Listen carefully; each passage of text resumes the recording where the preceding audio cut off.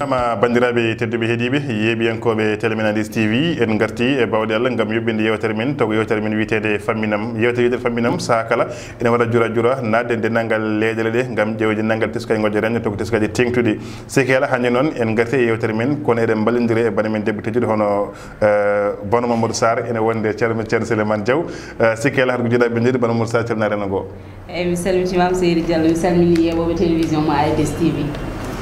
Souleymane Diaw sibidimaɗo Seydi Diallo a jarama a salminama en calmini kadi aussi bandiraɗo debbo Bono Sarr en calmini dendagal bandiraɓe yiɓiyankoɓe AIDS TV. hande noon sikela yewtere men famminam waɗat jura ha toon ɗo wuuro men wiyeten ko Gavera so tawi en jeehi wuuro men wiyeten ko Gavera ma en taw toon sagataɓe dariɓe ene mbaɗa ko wiyete ko gabion so nani noon gabion ko kaaƴe lowateɗe e grillage uji ɗi ganduɗa to kaƴoɗi ndiyam puusam ndiyam tiiɗi ko jaade kala e saaha nde won eɗen gandi kodorde men enen koɗɗen koye ndiyam pularo no wiya ndiyam eggata ɗo yaarte kala ma artu haɗa wonno ɗum tagui noon saaha won gaɓeŋaji mbaɗete ko diguji watte tawi ndiyam heewi so tawi ɗam ari ɗon wasa bulɗi ganduɗa ko wiyete ko puusam ɗam kono oɗo gabion noon so tawi ganduɗa ndiyam so tawi ari ɗo arat ɗo to ɗon nanggata ndiyam ɗam no feewi ko wayno fonde walla gueɗe baɗe to waɗi montagne on gabi waɗe ɗon taw ndiyam ɗam e seeɓiri seeɗa seeɗa sikkela ko ɓuuri labde ma en jii ñoni ganduɗa ma en jar karallo rokka en élément o ganduɗa wo tawɗen toon to Gavera o famminen ko woni tiɗi jata gartan ko juula bindude bisimilla.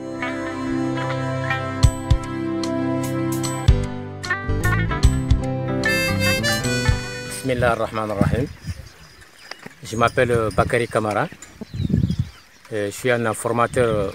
de gabion au Mauritanie. D'ailleurs, à Guidimaha, voilà Saba, et toutes les quatre coins de Mauritanie. Je remercie Dieu, je remercie tous les visiteurs qui viennent de me voir sous mon atelier au lieu, le village qu'on appelle Gavera, qui est à la commune de Oulinger, ou Mokhatadik Oulinger, Kankosa plutôt. Donc cet atelier,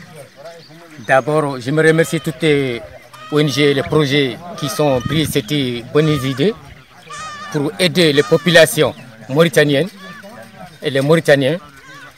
On vous remercie beaucoup à toutes les efforts que vous avez fait pour toutes les populations. Et après tout ça, pour les formations au gabion, pour fabriquer les gabions, on commence d'abord à fabriquer une table qu'on va tresser le gabion. Après les tables, maintenant on achète toutes les fils qu'on appelle 2,8 ou 3,8 ou 1,8, impossible, ça dépend de la personne. Donc dès là maintenant on appelle le fil au l'atelier, on le coupe à 4 mètres au mesure, à 8 mètres de mesure, on le plie en deux, ça revient à 8 mètres, donc chaque côté ça va faire 4 mètres.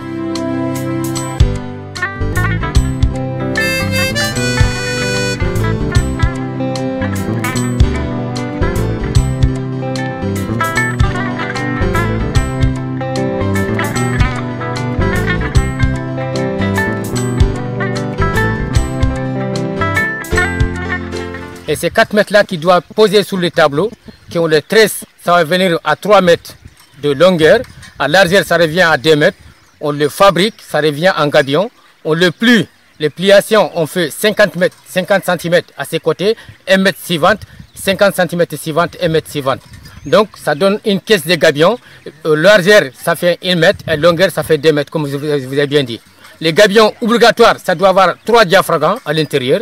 pour que ça aide les maçons pour construire les pierres qui doivent poser à l'intérieur. Le gabion, il doit prendre, c'est 1 mètre cube.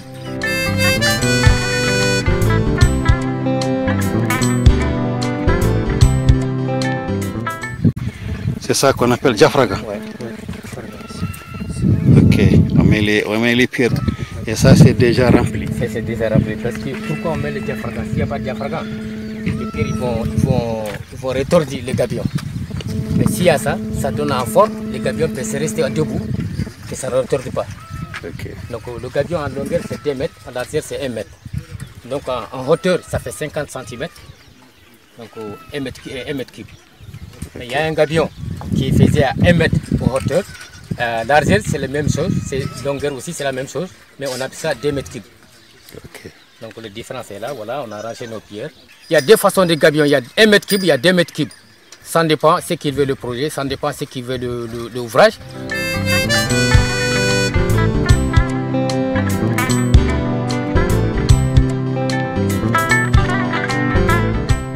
J'ai commencé ici depuis le 19-12 mois 2019. Et jusqu'à là, on est aujourd'hui. Et mes élèves, j'avais 16 personnes,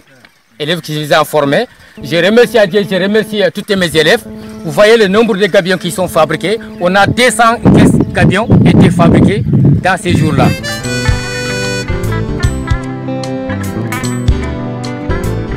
Les gabions, ça sert pour faire une digue filtrante. Et là où il y a des espaces de l'eau, actuellement, l'eau, ça passe vite. Ça ne retarde pas pour le cultivateur, il peut bénéficier pour avoir son sang normal. Donc ça ralentit l'eau pendant quelques temps pour le semences, il peut se pousser. Et c'est pour ça que les gabions, ça sert ça. Donc il y a des endroits, il y a trop d'espace actuellement, donc l'eau, ça n'arrête pas. Dès qu'on aura les pluies, la pluie arrive, l'eau, ça part, ça n'arrête pas. Donc le cultivateur, il n'arrive pas à avoir son intérêt. Et c'est pour ça que maintenant, on a pris ces techniques avec des grands techniciens qui ont fait les gabions pour on n'a qu'à barrer des espaces de eau pour ralentir de l'eau pour le cultivateur il peut bénéficier pour son champ.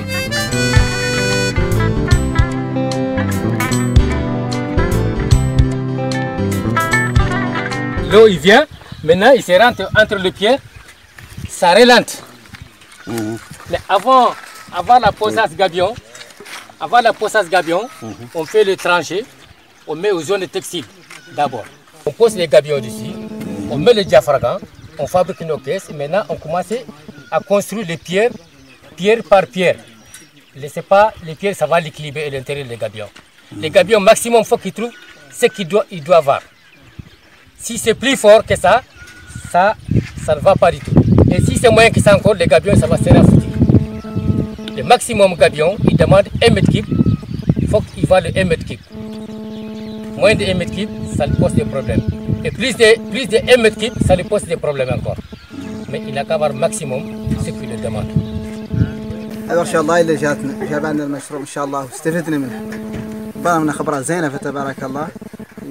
وياكم احنا تعلمنا واستفدنا منه وعندنا خبره نقدر نعدلوا. إذا فات قاعد مشي على المشروع نحن عندنا كنا اليوم قد يفتح ورشة الراس ونين يجبر تمويل نستفاد منها احنا. الآليات نحن راعينا أدنى نستفاد منه نتعلمه النبي يجب أن نتعلم منه نتعلمه زين عندنا ندوروا عاقب لما بدأ أمعدين الناس تعلموا منه اليوم شاكرهم به زين حتى عندنا. eyyi ko noon tigi rigui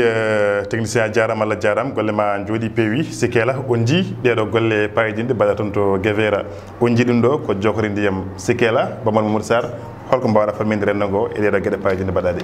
eyyi Abdoulaye Sène ɗum ɗo ko hunde wonde fayida kadi ko hunde ɓuural no fewi saabu sa ƴeewi ndeɗo feere so ƴettama ko nafoore men enen Fuutankoɓe saabu woni ɗum eɗen jiiya toɓo ɗon e ɗon ndiyam reega yaha ha laaɓa taw ganduɗa won nokku ne fonno jabbede ƴeewe leydi ndi taw leppani ne manki leppude wonno ɗomɗinani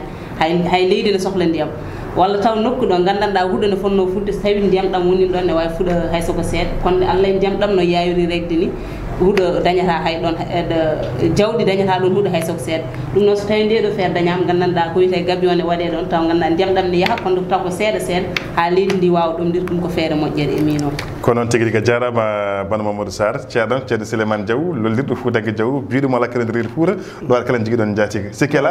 an kala e wonde Foutangue a yi ɗeɗo gueɗe tiɗi jar ganduɗa ko gartam mawɗam wonande Foutankoɓe saabu ko famu mawɗo wonɗo so tawi yimɓe paami holko mbawɗa famminde rendo ngo e ɗeɗo gueɗe payidi ko famminde rendo ngo tan ko caggal yaɓɓude walla jokkitirde tan ɗo bandire men debbo dartinirɗo woni Banor Mamadou Sarr ko hunde nde ganduɗa hoorema wonde fayida kadi ko hunde fonde waɗede so tawi woni wonɓe paamano ɗum ye beele Allah taw paami beele mbatta hutorade ɗum saabu nokkuji kewɗi hannde e nder reedu Fouta sa ƴeewi ina yiiɗa remede mais haɗat ɗum remede ko taw so ndiyam ari wawa darade ɗo ndiyam wawa darade noon si ya ɓooyi sa ranaki wayata comme no wontata ko ɗon nokku o wontata ko nokku no wiyetema anda ko hollalde so yaha ɓooyi nokku ma tiit hankkadi ndiyam wawa darade jogoɗa kulhuli noon wiide somi jabbi ɗo henna ɓaade ndiyam so wadere fi tan koko regat kula jabbuɗo ɗon fami so tawi woni a jabbi ɗon walla waɗi ɗon hono no annam poɗɗi ni sa harnaki wona dañe mawɗe kewɗa dañde ko pirdelle so pirdelle ɗe noon heewi wonɗo wontata nokku seeno hankkandi so tawi noon ɗeɗo peeje dañama ɗe paamama ɓe battima hutorede firti ɗin nokkuji kuletenoɗi remede sa remi gawri darta ko ɗon so wona wonta ñayko no wiyete so tawi woni mbaɗɗa ɗon ko poɗɗe a wawa dañde no wiyete dene mawɗe wontata ko pirdelle ɗum ɗon jeeyi ɗum ko jawdi wadde firti so tawi ɗum ɗo waɗama ha ɗum wawi wodde ma ɗin nokkuji mbaw naftorede kañumen jeehre e nokkuji ganduɗa hoorema demerede saabu won hen kadi ne jogui nokkuji goɗɗi ɗe jiɗi remde dartori tan ko ndema kono ɗo ndemata ɗo ne faaɗi ne famɗi so tawi noon caɗele ɗeɗo mbawi reglede hono ni oɗo fanno gabion ngaji ni sikki ala ma nokkuji jamireɓe ɓe yajjade ko ɗaminno e ndema ko kadi walla ko ɓurno sohlede ndema ko ma ɗum kadi ɓuuri wawde dañede so tawi woni ngal ɗo karallagal tigui rigui wawi famede kono kadi wawi waɗede somi faami perdilli ma to dañete ko ɗum ndiyam haraka walla ko ɗum ndiyam heewani ko ɗum jiɗɗa wiide ɗum saabu e nder pulaar eɗen kewi wiide so tawi woni en jeehi banggue cifte e kewi wiide ciftine kam gay daɓɓin dogay seeno so wiyama gay daɓɓin dogay seeno ɗum de bano sara ko c'est ça donc wadde gay daɓɓin dogay seeno ko pirdille pirdille nde gawata nde an annima wonno ko yo won dene mawɗe caggal nde jiɗɗa hen ngalɗa ma itte en calkana jawdi kono kadi ma dañen poɗɗe ɗe so tawi a waɗi o nokku noon wona nokku nanggowo ndiyam heewi wonde ko pirdille pirdille ɗe dogata koye nokku ɗo woni seeno so wadiri fi ɗon wadiri no fiye no toɓirta ni kono sa teskima e yogoye nokkuji koto ɓuuri wadde tan gaska walla weendu e nder guesa ɓuuri wawde moftude ndiyam hay tutiri sahaji ko ɗon ɓuuri wawde tutede walla tutiri ɗon gawri ndi ittire waɗe ɗin nokkuji ɗi ganduɗa nangata ndiyam kono nde ɗo feere so tawi rewama furankoɓe gandi ɗum watti waɗede ɗum ko hunde ganduɗa hoɗma ko feere moƴƴere ma wattu tutade ɗon gawri kono kadi ma wattu kala ko gawɗa ɗon nattata hankkandi pirdille wontata ko dene mawɗe eyo wadde ko ɗum tawi ɗum so tawi joni ɗum dañama fidde hankkadi ko guesa soyata en cikkani hankkadi kalɗo fonno wonde kalɗo fonno soyde hankkadi jaam dañata ɗon wonan ɗon heɓani jaam tigi sa dañde wonanno ko ngakkede ndiyam joni kadi gabion so waɗama ɗon ndiyam ɗam ene yaaha ndiyam ɗam ene yaaha kono yarata no yara no hewno yarude saabu wadere fiyan tan jippo kono hankkadi so wadere fi wadere tawti wadere tan ma won ɗon hankkadi watta dambude ndiyam saabu gabion o nan ɗon haɗa ndiyam ɗam yaade e on saaha leydi ndi nokku oɗo ko sohlanno e ndiyam ko mo watta dañde ɗum kanko so watti dañde e ndiyam ko sohlanno ko kulanɗa wadde hen ngam wasde dañde hen ko jinnoɗa ko ma wattu wadde on nokku to ɗum kadi ko ɓeydata ha joni bono Mamadou Sarr jodde jeeri tampuɗo Sikela a yii ɗeɗo golle mbaɗa ko nokku biteɗo Gavera so tawi ɗum are fuurankoɓe holko mbaɗa famille fuurankoɓe hono mbaɗa jaɓɓoɗa ɗum tigui rigui jeeyte eyyi ko mbiyatano fuurankoɓe poti jaɓɓoɗa ɗum ko fayidagal saabu ko hunde ko ɓamtare mumen saabu no bonam gorko gonɗi komi juddu jeeri kono ko haalɗo ko kam fuɗɗima famde hunde seeɗa ko ɓamtare mumen saabu ko won pular mo haalda so wawi reftude kam nde fammini saabu so wonti ka kulnoɗo remde a dañi a addanama ndeɗo feere so ndiyam adi ina yaara ses waddat foti jaɓɓoɗa ɗum fayidagal ha no fotiri eno hanniri ni ko noon tigui rigui yewtere nde ne yuɓɓi node fayida no fewi kono ha joni mbiɗa sikki sa wonko yaade bono Mamadou Sarr holko mbaynirɗa bandiraɓeɓe eyyi mi woynodiri e bandiraɓe hokkidira e mabɓe aadi ha saaha goɗɗo e télévision mon ɗum AIDS TV mi salmini bandiraɓe e mbiya kadi musidɗo kadi jaram no fewi hande gam tawtere ɗo ndeɗo yewtere ndeysan ceerno ceerno Souleymane Diaw lolliɗo Fouta ko jondirede Fouta holko mbaynirɗa ɗum kam ko waynirade bandiraɓeɓe ko haade waynade ko wasiya tan wiide haade ko enen jeeyi ndema joguiɗen kadi ko ndema en ngala ko wona ndema ɓamtare men so tawi en paami ina wawi rewrude e ndema wadde peeje mbaɗi ni ko ha joni wawde sembinde ndema ndema ka kono kadi wawde ɓamtude e ndema saabu ɗiɗo karelle so tawi watti hutorede ma ndema ka kadi yetto ɗo sikkano ko ene yetto walla ɗo ɗaminano ene yetto yettaki firti ko yimɓe mbattu hen hakkillaji no fewi kala kene ɓamta ndema yo daran ɗum ɓaade joguiɗen ko ndema en ngala ko wona ndema en potani kadi fawnorade goɗɗum ko wona ndema saabu hande e ndema ka aɗa wawi wurde hen aɗa wawi resde hen aɗa wawi dañde hen aɗa wawi made fof koye ndema hen mais ko ma moƴƴinede moƴƴa tigui wadde kala no feere no ndema ne wawi moƴƴinirede e nder reedu Fouta yo fuurankoɓe daro ƴeewa ɗen peeje ngam ɗon karallagal mbawa moƴƴinde ndema ka so tawi en moƴƴini ndema ka ma en mbawa habde heegue woni caɗele haraduru ma ɗum wawa haɓede saabu kala ko cohlanɗen hankkandi ñamde deedi keewa ina wawi dañede e ndema ka tigui on jarama Allah jarama bandiraɓe tedduɓe yeeɓiyankoɓe télé men AIDS TV e yewtere men witende famminam ene heewi ɗo wonde ɗum hono musidɗo moon biteɗo Ablaye Sally Diallo e wallodirde bana men debbo tedduɗo hono bano Mamadou Sarr e hande koɗo men tedduɗo o woni ceerno men ceerno Foutaki Diaw mo ganduɗa ko hande ko invité men baɗɗo fayitidigue jeeyte Sikela toon to karallagal wonen toon ko ceerno men ceerno Malal Samba Guissé ɗon ɗo to Camara wonen toon ko ceerno men ceerno Baba Lass en calmini dendagal bandiraɓe yeeɓiyankoɓe ha saaha goɗɗo so Allah lamɗo jaaɓi on jarama